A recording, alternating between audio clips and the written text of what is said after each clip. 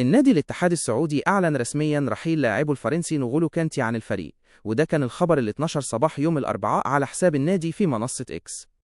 النادي قال إنه وافق على بيع المدة المتبقية من عقد كانتي، وفي نفس الوقت أشاد بالنجم الفرنسي وشكر له الفترة اللي قضاها مع الفريق.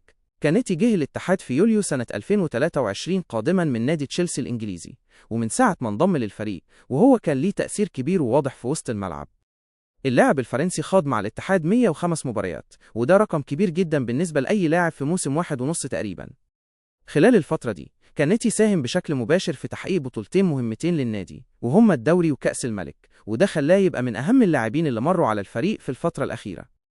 الاتحاد من خلال بيانه على إكس أكد إن كانتي كان عنصر أساسي في الفريق، وإن رحيله حصل بعد موافقة مشتركة، وإن النادي بيقدر كل اللي عمله مع الفريق سواء على المستوى الفني أو في الملعب، وده بيتضح من تأثيره الكبير على طريقة لعب الفريق وثقة زملائه فيه.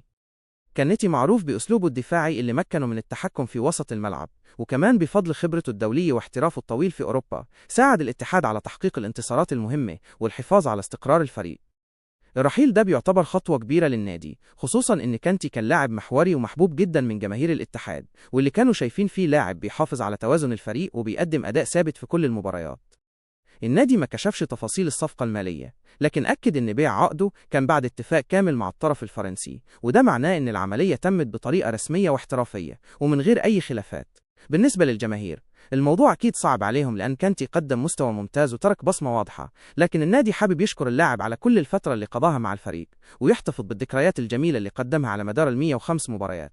رحيله يعتبر نهاية فصل مهم في تاريخ الاتحاد، لكن في نفس الوقت بيفتح المجال لصفقات جديدة وتحديث تشكيل الفريق للمواسم الجاية.